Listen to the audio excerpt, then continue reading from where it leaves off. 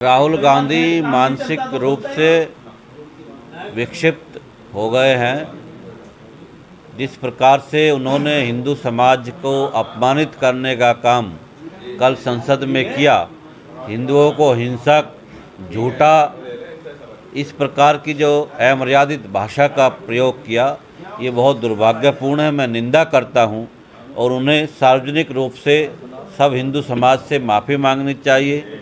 देश की संसद में इस प्रकार की अमर्यादित भाषा का प्रयोग करना ये बहुत ही दुर्भाग्यपूर्ण है।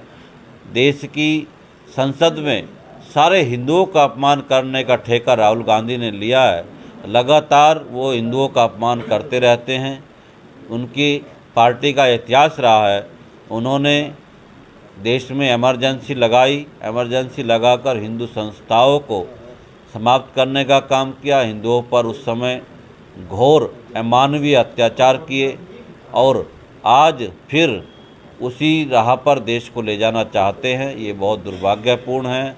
उनकी जांच होनी चाहिए और ऐसे व्यक्ति की संसद सदस्यता समाप्त होनी चाहिए जो लगातार इस देश के बहुसंख्यक समाज का अपमान कर रहा हो। निश्चित रूप से ये बिल्कुल सत्य है। चाणक्य ने कहा था कि कोई भी विदेशी इस देश का राष्ट्रहित का सोचने के लिए संभव ही नहीं है। और राहुल गांधी क्योंकि एक ईसाई महिला का पुत्र है, इनके पिताजी पारसी थे और इनके पूर्वज कहाँ से आए, क्या थे, आज तक इस देश को नहीं पता है। तो ये संदेह के घेरे में है कि ऐसे व्यक्ति से राष्ट्रहित की भावना सोचना ये नासमझी है। राहुल गांधी ने अपनी औकात बताई है, क्योंकि राहुल गांधी न हिंदू है, न ईसाई है, न मुसलमान है। जैसे हमारे यहाँ न गधा होता है, न घोड़ा होता है, एक अलग नस्ल होती है, खच्चर। तो ऐसे ही राहुल गांधी का कोई नस्ल नहीं है, क्योंकि उनकी माँ ईसाई, उनका बाप पारसी हुआ। अगर उसका दादा पारसी था तो बाप भी पारसी हुआ।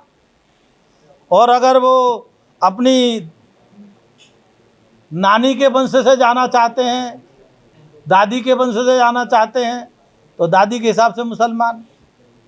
अब बताइए, मुसलमान, ईसाई, ठीक है, पारसी, 3 प्रोडक्ट से निकला हुआ प्रोडक्ट है। अगर यही सत्य है तो, लेकिन कल उन्होंने अपनी औकात बता दी है, यह भी सत्य नहीं है। यहां से भी कुछ असत्य और आगे जा रहा है, क्योंकि कम से कम यहां से प्रोडक्ट होता तो कुछ तो बात करता, देश धर्म की, समाज की चिंता करता। उस आदमी ने हिंदुओं को अपमानित करने का काम किया है और पहले शुरू से कह रहा है। कभी वो कह देता है मैं ईसाई हूं, कभी कह देता है मैं मुसलमान हूं, कभी कह देता है ब्राह्मण हूं मैं। ये पता ही नहीं लगता क्या आदमी है ये।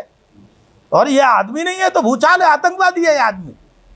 और ऐसे आतंकवादी की सजा संसद में नहीं है जो हिंदू समाज में दंगा कराना चाहता हो, जो हिंदू समाज को अपमानित करता हो, हिंदू समाज को हिंसक बोलता हो, हिंदुओं के साथ गलत टिप्पणी करता हो। उस व्यक्ति की संसद में रहने की कोई जगह नहीं है।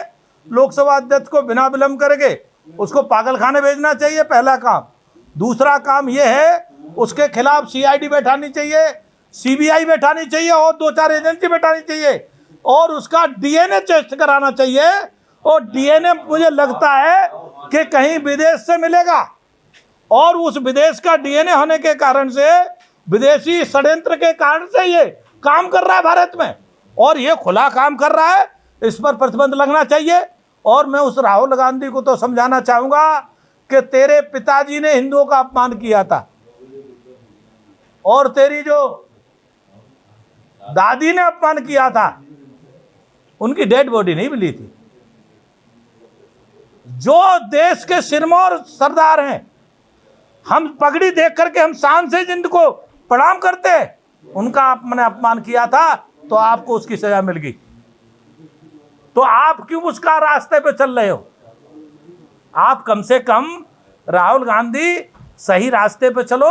और अगर आपका दिमाग बिगड़ गया है तो इनका अपना जाके इलाज कराओ।